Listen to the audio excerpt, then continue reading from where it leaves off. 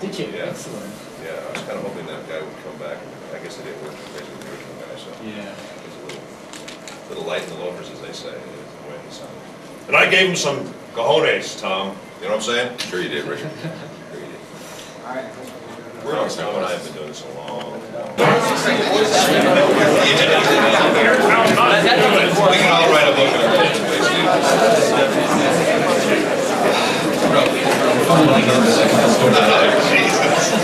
A couple of quick announcements. If you did bring in food or you did bring in drink, please be courteous and bring the food or drink out with you when you leave. If you are taking photographs or videotaping, please be courteous with the cameras.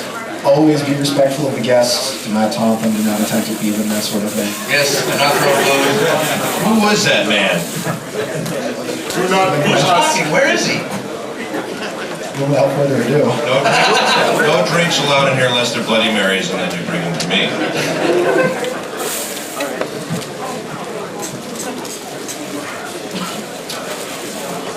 Are we starting? Where's the guy who's doing all the announcing? Who is that? It's like a disembodied voice. Hello, where is that guy? Who is he, and why is he saying all those things about us? One of the geeks in the staff, sure. We'll be walking Oh, there he is. Yeah, we'll be walking around with microphones because I'm sure they're ready to field It's questions. Steve Bloom's stunt double. There's another one that's dashing his meat out there. So without further ado, writers, editors, directors, let's hear it for them. And then,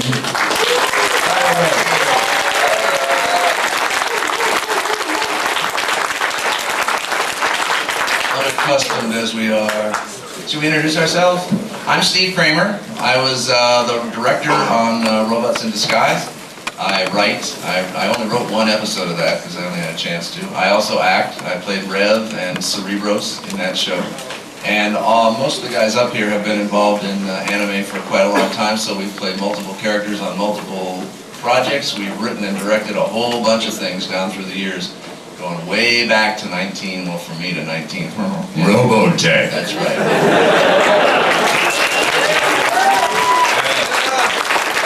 The good news is that they're planning a new Robotech series, so. That's cool, you guys love that. And this, to my right, is Richard Epcar. He hasn't done anything. Yeah, wait. I'm Richard Epcar. Hi. I did the voice of Armorhide on this show and wrote, what, about a third of the series? Something like that? And a ton of other voices and wrote, like Steve said, wrote and directed a lot of shows through the years. And He was the voice of Ben Dixon on Robotech. yeah, and Long and Grell. A few other too numerous to mention.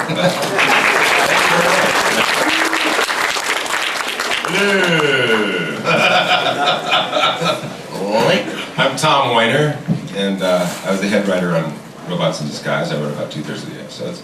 And I played the character of Grimlock. Ooh, yeah! For those Robotech fans out there, I was Jonathan Wolf, head of Skull Squadron. They remember. I'm glad to know they're doing a new Robotech series because I got aced out. Jonathan Wolf was going to be the star of Robotech 2: The Sentinels, which Harmony Gold decided not to make. So I was not very happy about it. But anyway, Could you keep your grousing to a minimum? I've also... He's not bitter. Is there anyone out there, are there any of you that know the show Dinosaurs? Yeah. Really? Amazing. I was a Brachio in Dinosaurs. And it was one of those shows that, you know, that it comes on and then all of a sudden it's put in the wrong spot, scheduling-wise, etc., and it gets taken off the air. I was really disappointed about that. I thought it was a good show.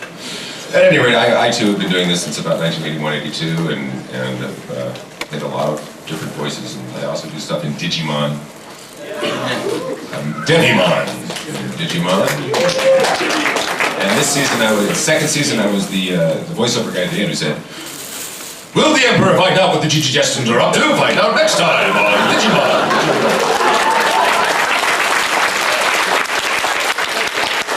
And this year my character got just shafted. He got blown away. Just go to our room, Tom, while you tell me your Cerebros. Anyway. So you can imagine how I'd feel sitting next to one of these mega people. I'm Bob Forward. I was story editor and writer on Beast Wars.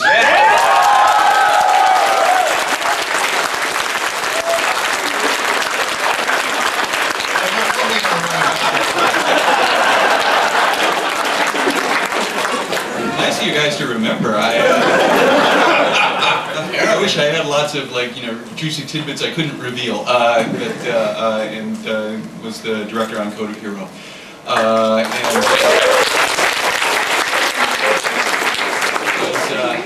Responsible for dragging Simon into writing animation. Heroes worked out pretty well. Has he ever forgiven you? Simon? I'm Simon Furman, and it was back in, it was 1997. Thanks, Mom. My fans out there, thank you.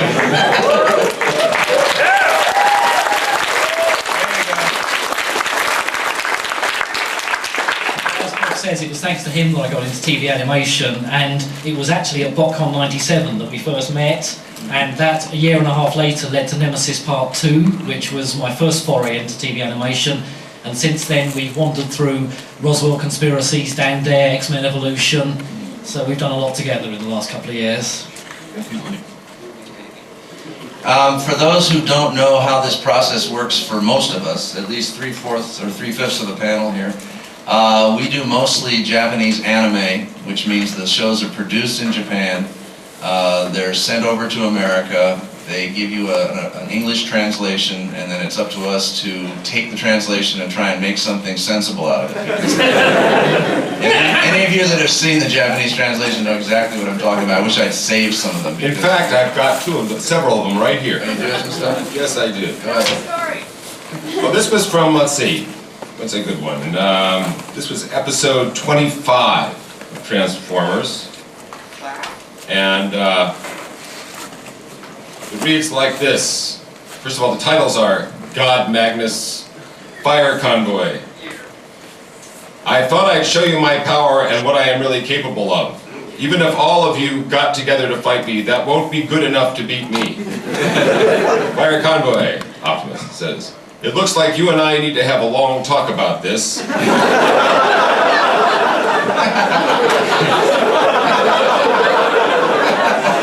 As Cybertrons, let's team up and fight together. It will be great if you would join our team. What? How stupidly good-natured are you going to be? That sounds better than any dialogue you ever came up with.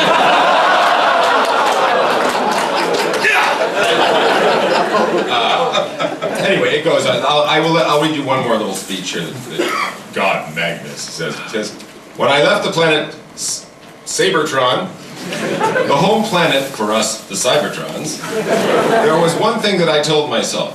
Our god Vector Sigma said that he will grant the special energy called Energy Matrix only to the one who holds the real knowledge as a leader.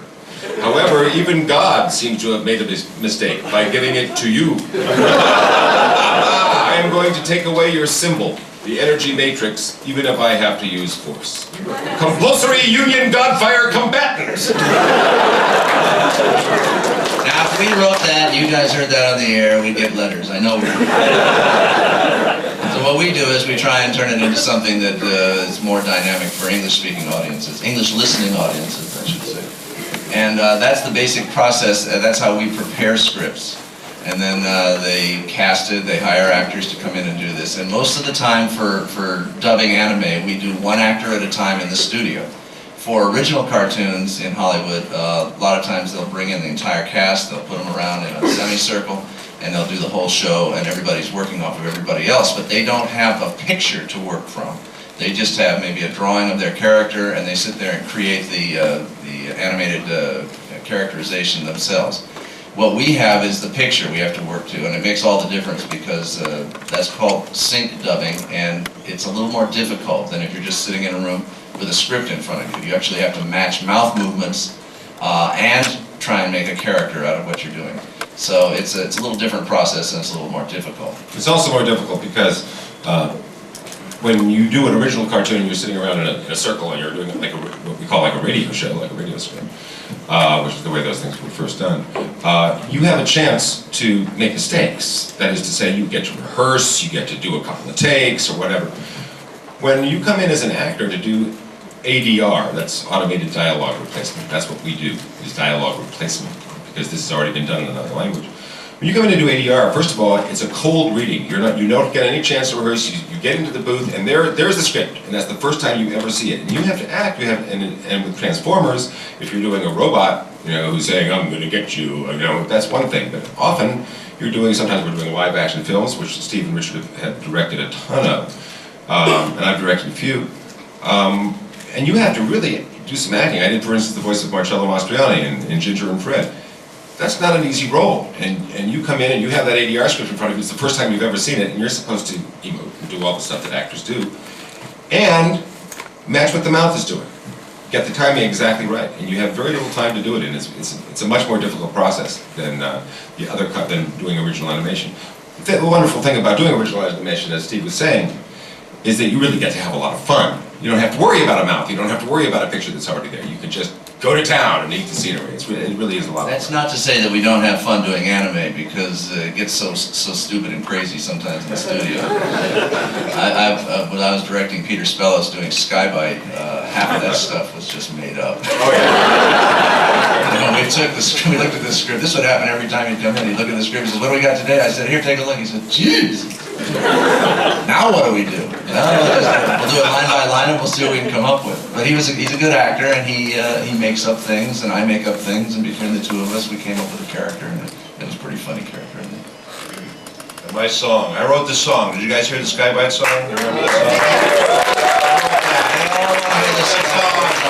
We rewrote it in the studio, but we were telling him that. I'll be selling CDs of that out there. And I wrote all of Skybite's poetry. I hope he remembers that one about my enemies surround me, they hound me and astound me bombard me with whatever. I don't remember anything I wrote. Somebody here actually would know that. All right, Bob and Simon, come on. Otherwise, we're going to dominate if you don't. No, I think everyone is...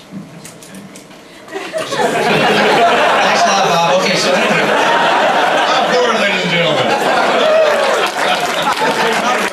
Are there any questions anybody has of anyways? Is there a microphone that we could... You could sit there. Oh, okay, shut up. I did. I just want to mention, because you mentioned Digimon. I was my Otismon and Edamon in Digimon. I don't know if you guys know. Edamon? Edamon. I was the eldest guy. I was Edamon. I played the role of Pablo. Okay, who had a question? Right here in front over on the end. You were Jedi also. Jenna. That's right. Thank you. To the people from R.E.V and Digimon, I want to say thank you, because one on Digimon, that's another one of my favorites. You did great voices. My Osmon, I thought, was extremely evil for a kid show. Thank you. I love the voice. Let me translate for the people who can't hear in the I like being evil. You guys are great. Thanks. What else did you say? Thank you very much. And for R.I.D, you took definitely a kid show from Japan. You put a lot of thought into it to make it a little more less funny and a little more serious in places. So I thank you. Thank you. Can we get this gentleman on the microphone? Shouldn't everybody hear him talk? Two turntables on the microphone. There we go. Thanks. Thank you. Yes, thank you. Now just repeat every single thing. Especially the part about how you love my Otismon. I want to hear that again. I love my Osmon, love R.I.D. Don't just slip in the money now, Richard. This is from Mr. Forward. Like a lot of people, when Beast Wars first came out, I was on the fence. I didn't know, wasn't sure. And thanks to a lot of the stuff y'all did with the continuity, that really brought me into the fold. If there would have been a fourth season, what would you have liked to have done, and what would we have seen? Can I answer that by saying there wasn't intended to be a fourth season? Literally, we could see the writing on the wall, and it was in Japanese? Well,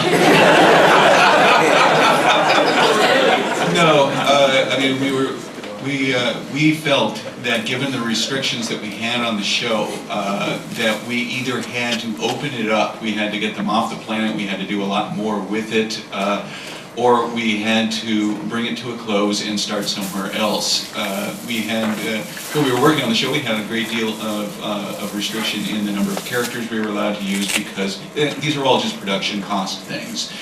Places we could go, we could only create a certain amount of new stuff, and then just, in CG you can drag old stuff in and repaint it and things like that. But we were definitely limited to the number of characters that we were allowed to use and where they were allowed to go.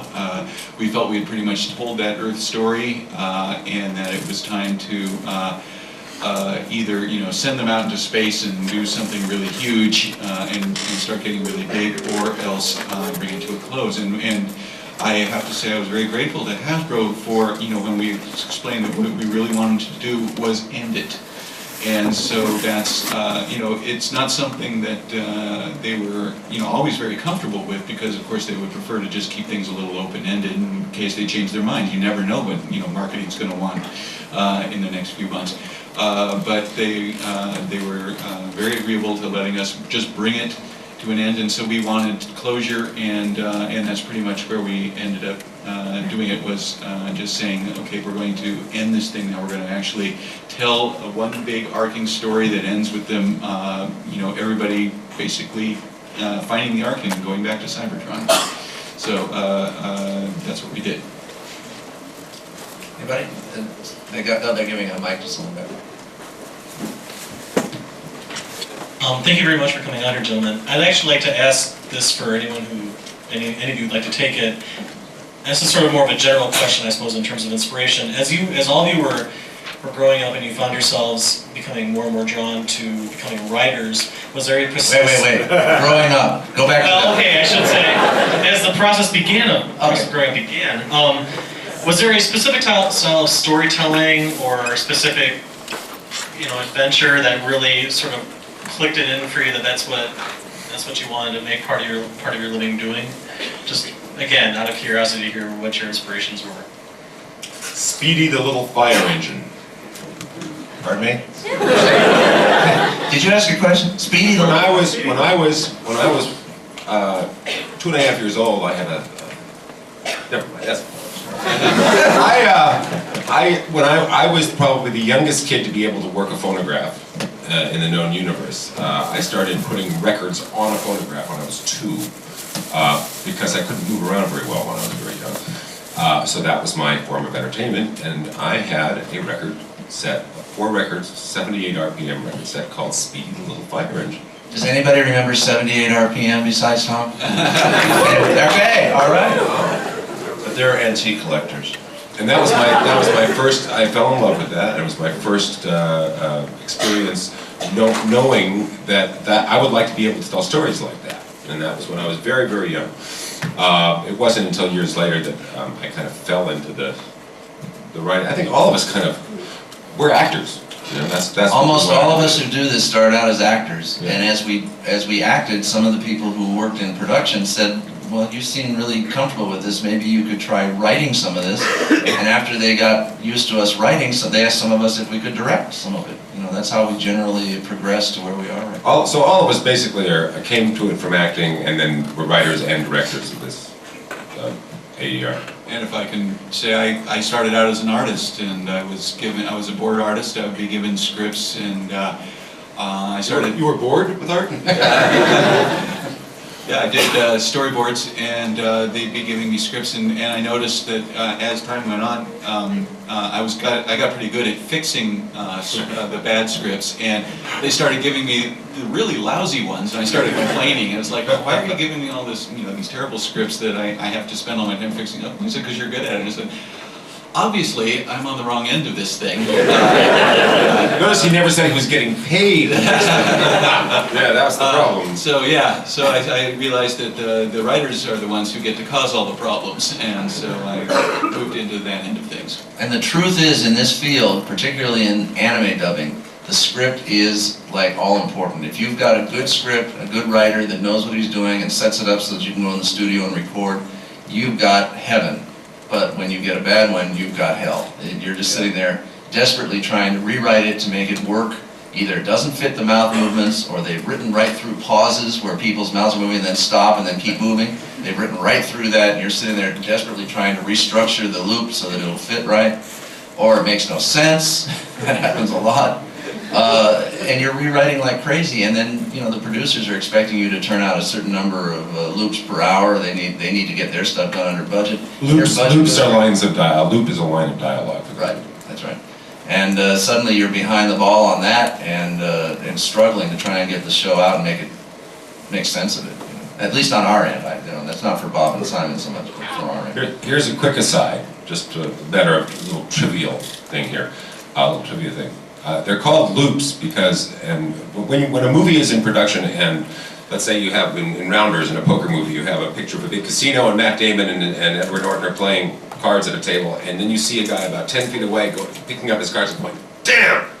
But they didn't have a microphone on him, so someone has to go in later in post-production and loop that character. Has to put that sound in there because they didn't like him on set. Well, when you do crowd sounds and stuff, it's called walla, and when you do like bits and stuff, it's called looping. And the reason it's called, and when an actor goes in and does his own lines, has to re-record his own lines, it's also called looping. And the reason it's called looping is because originally, when they were using actual film and not videotape, they would make a physical loop of that piece of film. And they would just run it over and over and over again until the actor got it right. So it became known as looping. Later, with video film and digital stuff, and with everything's on disc, you don't have actual loops of film, but it's still called looping, and that's why. And that's why we call each line of dialogue a loop. Maybe a quiz on this. We're still informative. And just to answer the question for myself, I guess the couple of influences that made me the writer I am were Stan Lee's fantastic dialogue. Stan Lee used to write this amazing, overblown dialogue. Really, he used to dig words out of the dictionary he knew would make people sort of mad because they didn't know what they were. And I loved that. I thought that was so cool. And he also managed to, as well as all the action, as well as all the overblown stuff, he used to put a real kind of heart into his writing. He used to care about the characters. So that was one influence. And the other for me was Judge Dredd, who was this, comic characters before Judge Dredd, especially in the UK, were kind of, sort of stiff upper lip, polite, sort of good guys. And then came Judge Dredd, who just used to blow people away, sort of all break. Yeah, we need more of that. And, so those two influences sort of meshed together with me, and which is why periodically I kill off a lot of Transformers. Another question? Anybody got a question? Should we go from this side? Here we go. Okay, this is for whoever can answer it, either Mr. Epcar or Mr. Kramer. Neil Kaplan said that in an episode he had to do a voiceover of Megatron because he was out in France. So, do you know what episode that was? I can't tell you what episode it was because I was there when that was happening. Yeah, the guy that played Megatron got an invitation to go to the south of France and spend a week on a yacht. He had to choose between that and staying in the studio and recording. Excuse me? I would have gone with him if he had asked. So what happened was Neil Kaplan was able to voice match that actor, and because we had deadlines, we had air dates and stuff, and we couldn't wait for him to come back from France to do it, and they wouldn't send me there to record him, and I asked. That actually happens a lot, and we do a lot of voice matching sometimes, especially us who are directors. Sometimes we can't get the actor, or there's a line or something, and the whole thing's finished, but there's one little piece, and a lot of us have good ears for that. We go in and we'll just voice match the actor, and a lot of times nobody ever knows the difference. No one ever knows that we do that. Except the actor, who then screams and cries. Another question from somebody. There you go. Hi. This is for Tom and Richard. You guys were Devimon and Myotismon and Digimon, which I started out thinking was really dumb, and then I got addicted to it. Like honestly, it was just like it's a really cool show, and the writing's great now. It's kind of silly. Could you do Devimon and Myotismon like in a bar, just griping about getting their asses kicked by the Digidestined? You got $50?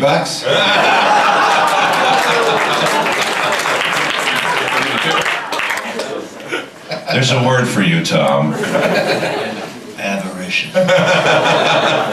Actually, I thought Devimon was really a very, very small part. It's funny that everybody remembers him because he was just in only like episodes 7 through 11 and then a couple of flashbacks. But Richard's character, I thought, by the way, Myotisman, yeah. You did a fabulous job. Well, thank you very much. Yeah, that's thank you very much. Oh, no, really, please don't. Please, no, really.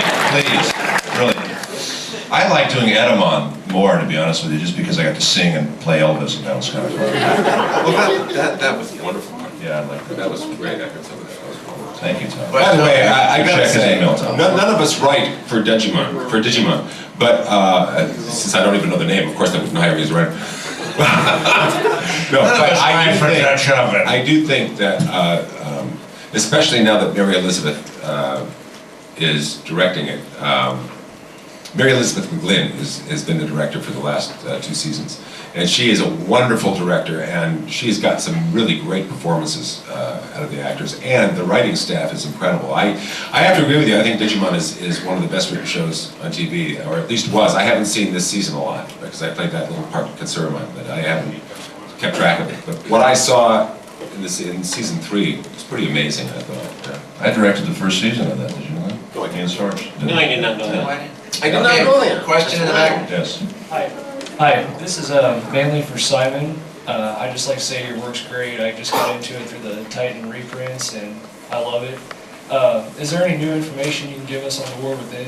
Well, can we save that just for tomorrow if you're going to be around? It's just that we've got a designated Dreamwave panel and we're going to be talking all about that stuff. Alright. Alright. Another question from the other side? There we go. The other side. The dark side? We have a question from the dark side? Okay, I was just wondering about the Beast Wars and Beast Machines. I know that you kind of, tracked it down to a real good ending for Beast Wars, and then it was expanded into Beast Machines. Right. And I was wondering how you thought they handled that. Is that a loaded question?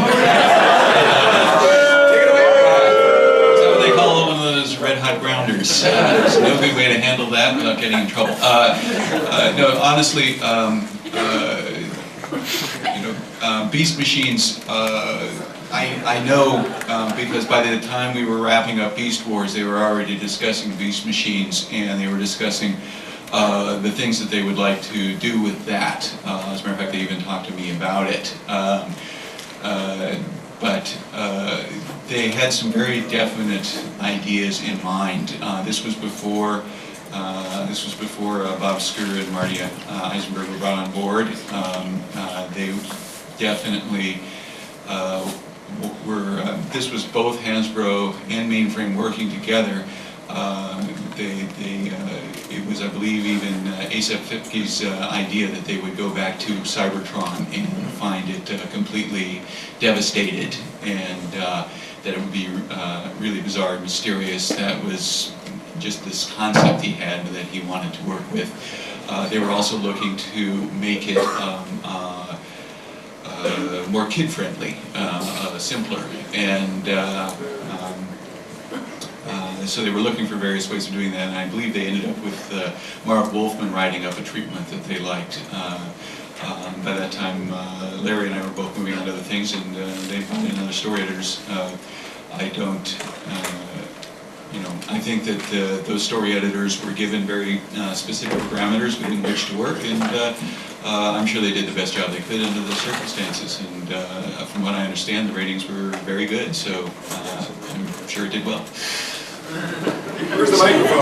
Where's the mics? Who's handing out the mics? People over here. Yeah, these guys aren't getting their fair share. Oh, okay, in the back. Well, I was just wondering how Bob Ford felt about how Bob Skur handled it. Yes or no, did you like it or not? And I actually, I've been trying to meet Bob Skur for quite some time.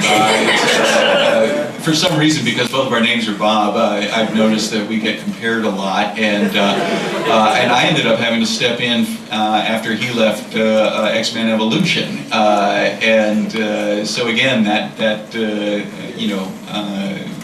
it seemed to put us in a conflict. We've never actually managed to meet up, although we've exchanged messages trying to arrange for a lunch or something. I'd like to meet him. I'd like to meet both he and Marty and just talk and find out how things really are as writers. All I can say is Beast Machines was what it was.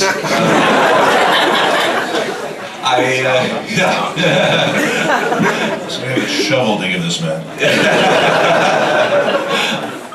I mean, can I just say that when I first sort of saw Beast Wars, I found that very entry-level, easy to get the hang of what was going on. And my problem with Beast Machines was that just watching an episode cold, it was kind of difficult to get into what was going on, and that was my only feeling between the two shows. Okay. Going back to Beast Wars, you worked on it's kind of a two-part question. You worked on Nemesis, and you mentioned that you're happy with the way it panned out, that it ended. Did it feel at all rushed to you? Because I remember watching it and seeing 6 people die in that episode and thinking, my God! And also, going along with that, what's the politics behind who dies? Because it's whoever's trying to renegotiate their contract. Well, yeah, there were. I mean, those are very good questions. Yes, it was rushed. We didn't have as much time to set it up as we really wanted. Essentially, we knew that it needed to. We wanted to bring it to an end as opposed to just sort of an open-ended ending, but we did need to bring it to a very swift conclusion. One thing that you have to remember about Beast Wars was the scripts were only 21 pages long. That's in comparison to almost any other cartoon, Dan Dare for instance, where the scripts tended to be more like 45 pages long. I've never quite figured out why, except that the actors that were, and the way the robot voices were done, they spoke very slowly. Also, we needed a lot of room for the action, but we did not have a lot of time in which to tell a story. So things had to go very quickly. And as far as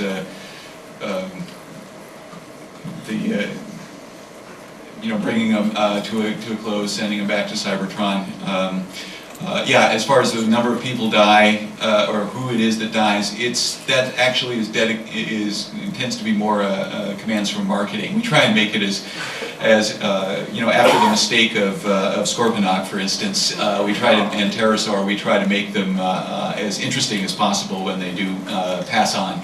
But it's generally just this toy is no longer going to be put on the shelves, and so we would like to remove him from the show so we're not spending money promoting a toy that doesn't exist any longer. My first question to Bob was, who can I kill?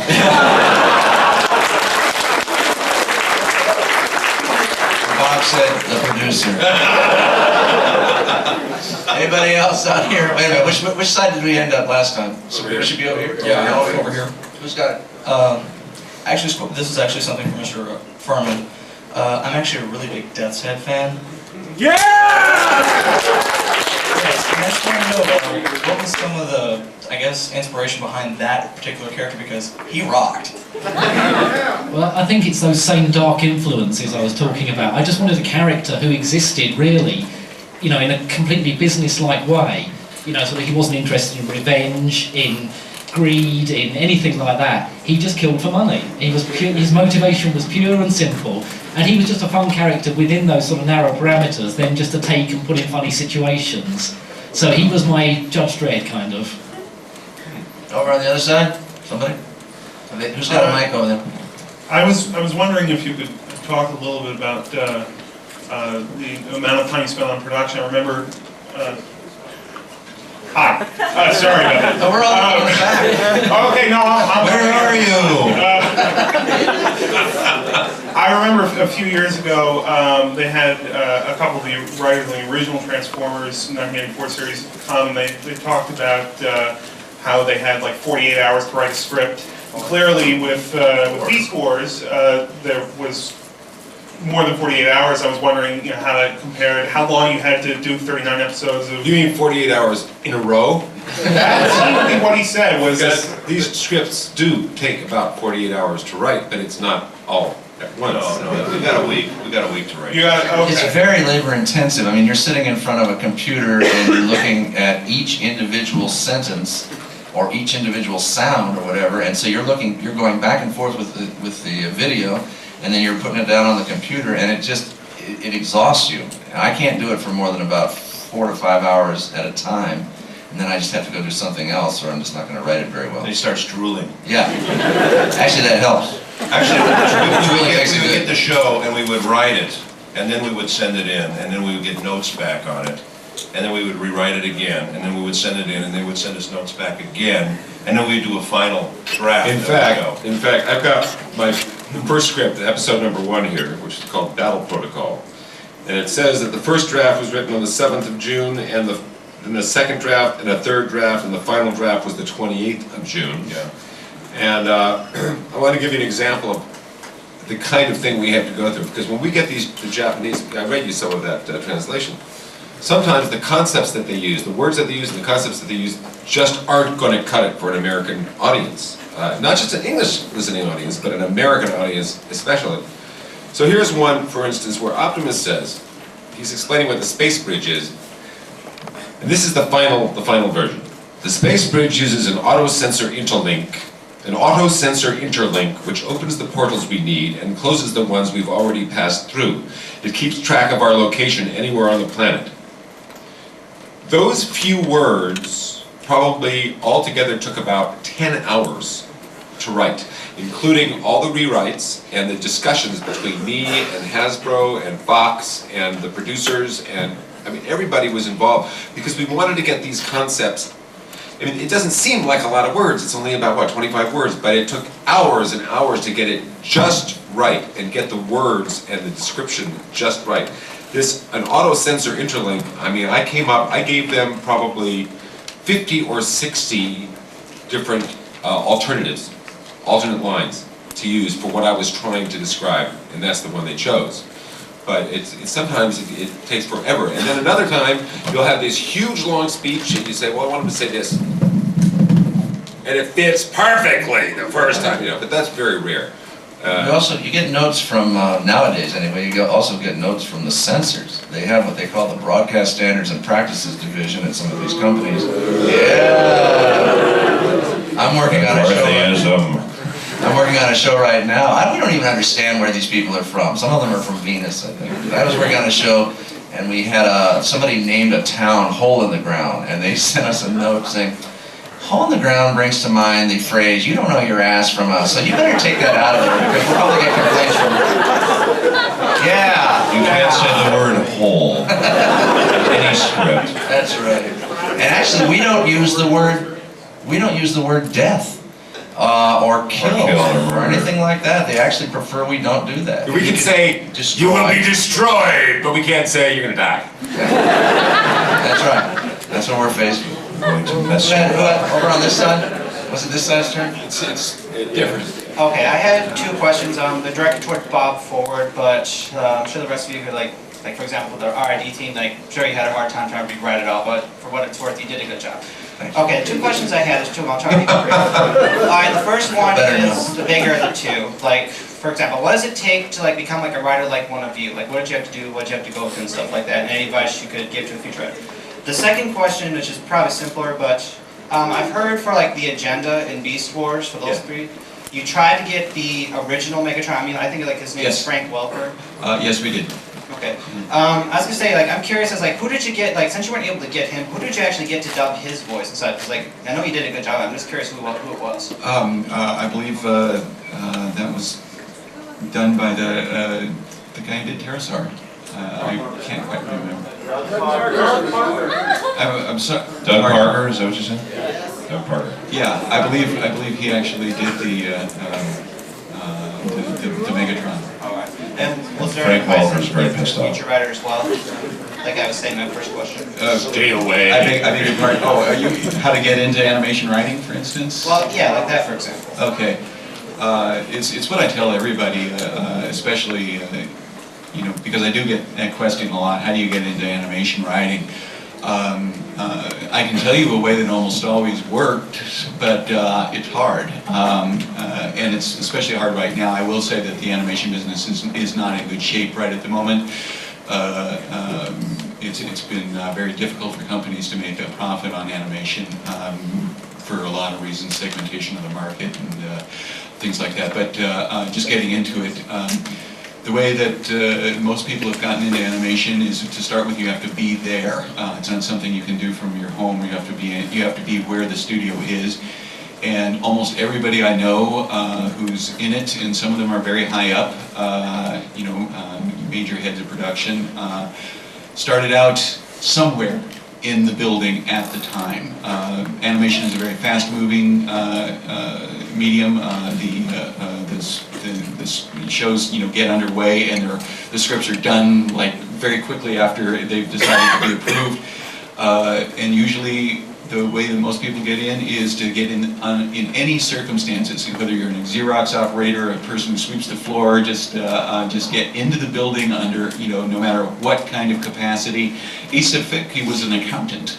Tom, Richard, and I all started out as janitors. Yeah, but then you can be there, and then you can see what it is that they're going to need next, and you can start bugging them to help out, and that is the way that most people get into animation, is to have been in there in the first place in any capacity, and then moved into the capacity that they're looking to end up being in. The way we got into it, like Steve said earlier, we were all actors, and then we became writers from there. Right.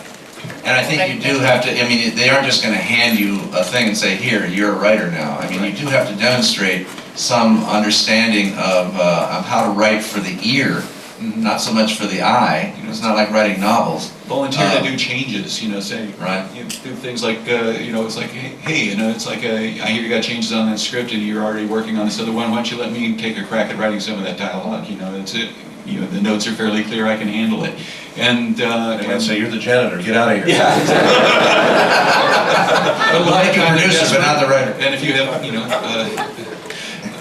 it becomes clear pretty quickly who really knows how to write this stuff and who doesn't. Not to say that any of you couldn't write it, but my experience over the years for writing dubbing and being a story editor or being in charge of hiring writers and things like that is that a lot of people would like to be able to do it, and a lot of people don't have a facility for writing for the ear, for writing the action stuff and to make the stuff make sense and to follow the storyline and do the beats and all that kind of thing. Some people are very good at it naturally, some people work at it and become good at it, some people just don't have it. It's like a tin ear sometimes for music, but it varies. Did we answer the question for you? We didn't tell you who to call. There's one other thing I'd like to add to that, which is writing for CD-ROM games, which is because CD-ROMs don't have to be broadcast, and because they aren't involved in the same thing that corporations are involved with that are trying to market animation and market toys. CD-ROM is a whole different market, and if you go where they are doing them, for instance, Blizzard Entertainment in Tustin, California. Well, I think all of us did something on Warcraft 3, right? I think so.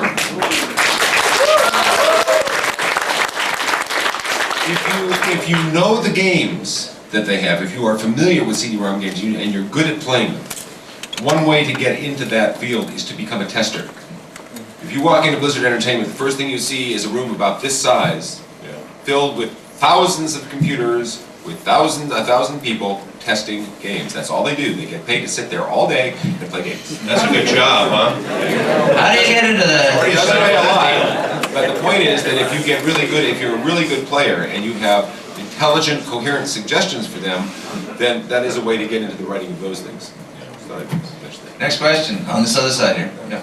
Regarding the Robots in Disguise cartoon, we've been told that all the series' many references to characters and events and storylines from previous Transformers series were put in at Hasbro's request. I was wondering if you could shed some light on exactly how that worked, if they gave you a list of things to use in advance, if they would scribble it into a script when you were finished. Did they ever throw you stuff that you had no idea what they were talking about? How did that work? All of it. All talk about all of it. Does the expression whizzing in the wind mean anything to you? We didn't understand any of it. No. Not all of us watched the original Transformers series. Some of us were sort of, got bypassed. It was Some popular. of us? Well, Did any of us watch it? I can't. I was head writer on the show and I didn't know anything whatsoever about Transformers. And every once in a while I would write a line and then Hasbro would send me this note that said, we must make a reference to thus and so. And I wouldn't have any idea what they were talking about. And the problem was, the real answer to your question is that the problem with when you're asked to put in things like that is that you have to make it flow within the story that has absolutely nothing to do with that. And often it was impossible. And sometimes I thought that though they were our bosses, so to speak, and sometimes we were forced to do what they wanted, then it was a detriment to the show at times. Because even though there are the rabid fans, they would know what we were talking about. A 5-year-old who's watching the show merely for entertainment and knows nothing about Transformers, it would just confuse them, or even an 8-year-old. You know, they wouldn't know what that was about. They weren't even alive in 1985 when the show was first produced. So that was difficult at times. There were other times when the producers at Fox, namely the showrunner Jamie Simone, would make a decision, an executive decision, so to speak, and say, you know, we know that Hasbro wants this, we're not going to give it to them.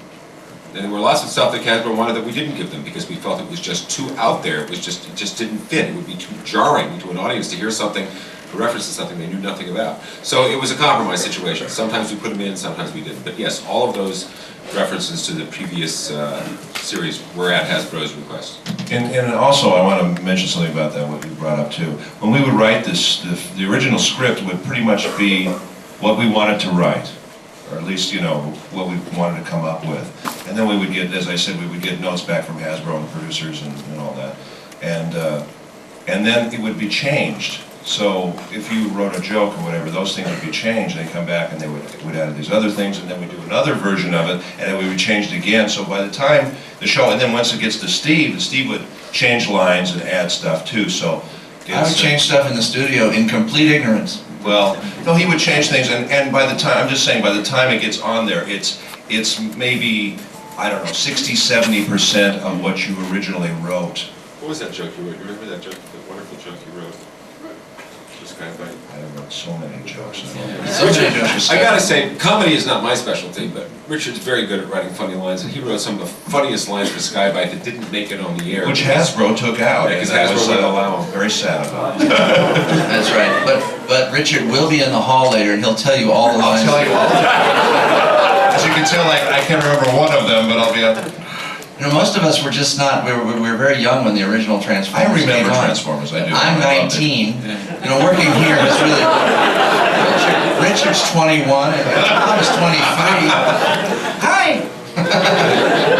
Any question on this side? After the panel, I'll give you Ben Yu's phone number. Okay. But I just want to add, that was frustrating for me because it was never what I really ultimately wanted. And I guess that's, you know, it's a compilation art to what we do. It's a community. What's the word? Collaborative. Thank you. It's a collaborative art. It really is. And there's a lot of chefs in making this stew that what you finally see. So it's it's a little different. It changes. Anyway. On this side. I have a question for Mr. Furman and one for Mr. Forward. Mr. Furman, you wrote comic books for a while and then you got into doing writing for television. I was wondering if you could comment on some of the differences between writing comic book and then writing TV. Well, I mean, Bob gave me a lot of good tips when I started working on this, and one of the sort of best ones was that remember that your characters do not stand still. In comic books, they can stand still. You can have talking heads, you can have guys sat in a room, they stop, they take a breather. Bob told me that do your exposition on the run. So that was really the difference that I learned on animation, was that you never stop the thing. You never stop or have people chat. You know, sort of the action is always moving. You've got 21, 22 minutes to get an awful lot in. So you absolutely have to keep the whole thing rolling. Whereas with comics, you have a little more luxury of being able to stop the action. And for Mr. Forward, in Beast Wars, you introduced a race called the Vok, and I've read a little bit about some of the inspiration for the Vok. I was wondering if you could comment a little bit more deeply on what inspired the Vok and where you would like to have taken it had Hasbro given you the luxury. As I've said before, Larry and I tended to work in an interesting methodology. We weren't partners. A lot of people have gotten that impression. We were just both hired because they needed 2 story editors, and we learned to work together. We were very different people, and we quickly found that we came to an agreement that we wouldn't mess with each other's scripts. Essentially, I wasn't allowed to veto him, and he wasn't allowed to veto me. But we had fun basically pulling the rug out from under each other a lot. I would be definitely heading in one direction, and Larry would see that, and he would deliberately yank it off into a new direction. And the VOC kind of came about. Larry just made up the name of the VOC. I decided that when I was going to do it, that it was going to be, when I wanted to do it, basically the ultimate evolution of the human race, and it would be a derivation of folk. And then Larry was trying to ram the swarm in there and have the whole human race killed off, and I was like fighting with him about that, and we ended up with something that is just a little bit of all of that, but there was definitely going to be some human and alien. They were, I guess they were originally, I mean, ultimately they were intended to be the ultimate evolution of all intelligent life forms in the universe, and how they ended up. And they were supposed to be essentially the guardians of space and time, and the Transformers and the Cybertronians were in what they were doing, starting to mess with the way that the VOC had seen their own evolution come about. So essentially this was sort of like they were starting to branch off the time, and the VOC were supposed to be trying to, they liked being the VOC so much they were trying to accelerate the evolution towards this greatness that was themselves, and the Beast Wars characters were starting to unintentionally cause variations in the flux of time. So, I hope that answers that, because it was pretty damn vague, but that was how Larry intended to work. That's how we survive, being vague. Anybody on this side? There was somebody over here? Who has the mic? Or on the back, okay. This question is... Hi, Ben. Hey! For Bob and Simon, same question.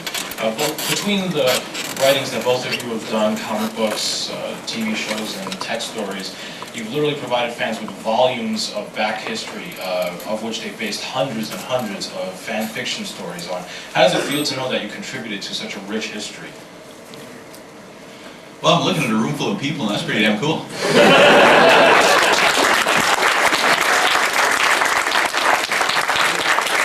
The thing to remember is, we just didn't know at the time that we were contributing to anything very much.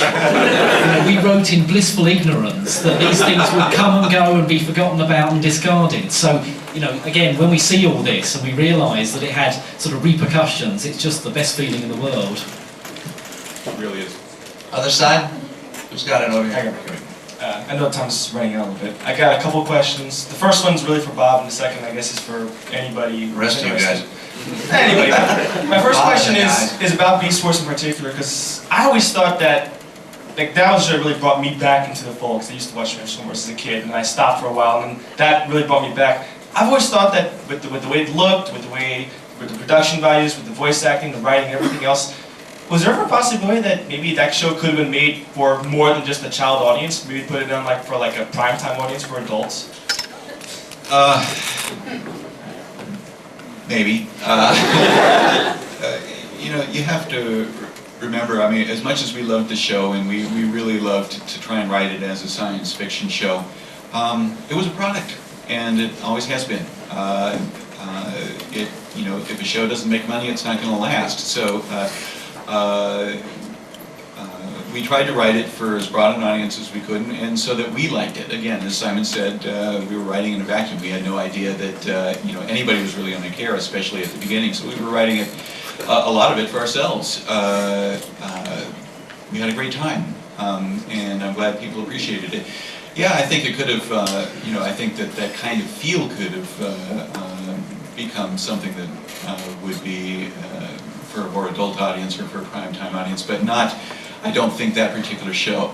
I think in order to do something like that, you'd have had to have brought humans into it, and real people, and probably made it a combination live-action CG show. We'd even discussed that, but then comes the hard part, which is how do you make that profitable? And that was the hard one to answer. And the other question I have, I guess, is a bit of a continuation of the question just asked. About you look into an audience of people who, many of which have actually tried our hand at like little fan fiction. Have any of you ever actually, like in your spare time, just tried reading any the stuff that's been out there on the internet or otherwise? Yes. You mean like reading? Like on a page? I find that the stuff on the on the internet is provide. Right now, I'm writing. Just to give you an example, I'm writing several series. One called X 1999. Yes. One is called. We have one fan, right? The Tale of Ys, spelled Y-S. Another Argent Somber, I think it's called. Anyway, all these enemy series. For when I need information, I don't go to the creators of the shows. I go to the internet because there's a fan base out there. It doesn't matter what show it is. There's a fan base out there. I mean, it's bigger for Transformers than any other show that I know of. It's even bigger than Robotech. It's huge. It's huge. But if I want information, that's where I go, and I find that the articles and the websites are very informative and very creative. You guys know more than we do. What he said? That's scary. It's true, you guys know more than we do. You know more about us than we do. A lot more about the characters. We can go on the internet and find out anything about us that we don't want to know. You guys have found out everything and you've printed it. I've done roles I didn't even know I did. And you got my dress size all wrong. I'm telling you that right now. On this side, I guess? Somebody over here? So we have the mic over here? Yeah, the question I'd like to ask is for everybody. Where are you? He's way in the back. Stand up. Oh, there you are. Yes, he is standing. Sit down. Is there particular characters that you guys liked yourselves, but they said it's not part of the main stories we want to tell? And who were some of those, and what were some of the situations you wanted to see done but couldn't get it done? Well, we don't. That would be more a question for Bob and Simon, because we don't really have control over characters or what's in the shows. We get them and they're already animated. The characters are already there. We don't have a decision. But there's some latitude as to how that character is interpreted. It just depends. Some of the funny characters are little tiny characters. I mean, they might have a little something here and there to do. I mean, there's a show I'm working on right now that's going to be called, I think, Tokyo Pig or something. It's not even an action show. The funniest stuff that I've seen on the scripts is all stuff that's in the background. It's hilarious stuff. And then they run it way in the background. They've got people talking on top of them in the foreground. You'll never even hear it. But I'm having a good time. I do remember with Nemesis, when Bob and I first started talking about it, we had to keep scaling back on what we wanted to do, and most of the problem was budgetary constraints. You know, we were talking about bringing Gen 1 elements into Beast Wars. Right. And, you know, the ideas were grandiose to start off with, you know, sort of we had all sorts of plans for Gen 1 Megatron, for various Decepticon jets who hadn't featured in the original series. Yeah, the Coneheads, we were... And one by one, these ideas fell away.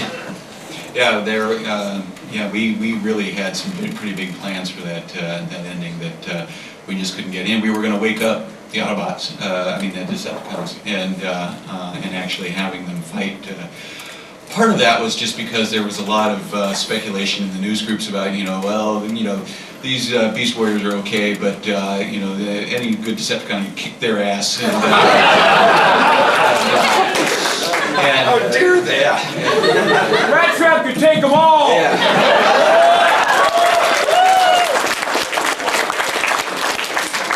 So I wanted Optimus to go one-on-one with one, but again, it was just a matter of budgetary reasons we couldn't do that. Is there anybody from Hasbro that's here today? Anybody who's in toy design even? Anything like that? But they hide. When we started doing Robots in Disguise, they brought in a bunch of toys for the actors. Everybody was able to get, or most people were able to get a copy of their own toy. And I was sitting there playing with one of them one day. There was like 3 of them there. Somebody brought like a Dark Scream, a Gas Skunk, and... Steve does that a lot. I do. I play with a lot of toys. The three Predacons. Slapper, right. And the guy that was that you played directed the show? The guy that played Gas Skunk was coming in, and he wasn't in yet. He was doing, and I was sitting there playing with his toy, and I'm just trying to. I mean, 6-year-old kids can do these things faster than I can. I'm playing and playing, trying to get the thing to transform, and finally I turn it from a Gas Skunk to a robot, or a Predacon, and then back again, and then I looked, and the Gas Skunk had a little red head. That's what they had on this toy, just a tiny little red robot head. When I turned it into the other thing, the head was sticking out of this other thing's butt. I don't know who designed that. And there was nobody I could call. And this guy was was coming in to do his session, and he came in and I said, I've got your toy, I've got some good news and some bad news. He looked at me and says, oh my God! My mother's gonna see this! I told the producer, I told our friend Jamie, I said, you know, this is not good. And he says, oh, I'm going to show the toy to my kids. I'm going to the beach this weekend. I'm going to let them play with it. I don't think they're going to really notice. 5 minutes into the car on the way to the beach, Daddy, this guy's head's up his ass.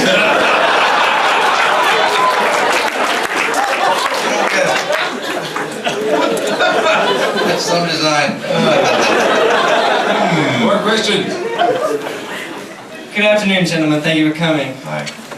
Hasbro's been negotiating with multiple parties over the feature film rights for a new Transformers film, and I was wondering if any of you gentlemen have been approached to write the script for the next movie. No, let me give you my phone number.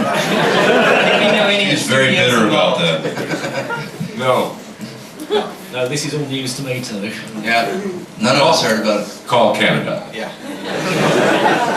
Anybody on this side? Who's got the mic? Anybody have the mic here? Mike?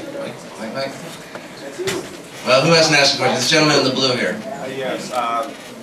For the time that you've been writing, would it be difficult to ever think you could write more stories for the respective shows you've had done and submit them in? Like saying right now, Mainframe's done a continuation of Reboot. Right. Do you remember that? Okay. It's like maybe you could do like a continuation of Beast Wars, like say a lost episode. Oh, on his own? Fit in. Right. Basically, could we do additional episodes of Beast Wars that would maybe direct to outside? video. Yeah, direct to video outside. Anything's possible. Certainly, it'd be fun. But I don't own that property, and I don't own those characters, and I'd have to be asked by the people who do. Or license the rights to do it. And it would take, it takes $1 million. No matter what you want to do in this business, it takes $1 million to license the rights and produce it, and production costs, etc. It costs a lot of money, even for direct video. It costs a lot of money. So you have to have money to begin with to make money to do a story. And then Tom will be happy to write you a check. Yeah. On the other side, who's got the mic? This person's had his or her, I can't see that far. Her hand? Oh, his. Excuse me. She's got the mic. Oh, got the mic. Well, you're next. All right, we'll take a vote. Can he be after you? Is that all right with I everybody? have no problem with that. Okay, go ahead, sweetie. I was just wondering about in Beast Wars at the end of season 3, what would we have gotten if we hadn't been stuck with Tigerhawk? We've heard repeatedly that there would have been a different episode there if Hasbro hadn't stuck their heads in. Kind of like the toy, huh? Actually, Tigerhawk was Ace Fipke, his idea. He had particularly liked the Tigertron and Air-Razor, sorry, God, I spaced on for a second, those two characters, and felt that we would be able to bring them to some sort of conclusion by bringing them back in the form of a Fusor. And since one of the reasons for the Tigerhawk character also is simply, again, cost, because those characters had already been modeled in CG, you can actually, grab the head and the wings off of this person and the feet off of this person and stick them all together and make a functional character out of them. And so Tigerhawk, and that also works, from what I understand, with toys. And so Tigerhawk was just economically feasible, and that was his big draw. Did I kill him? Yes, you did.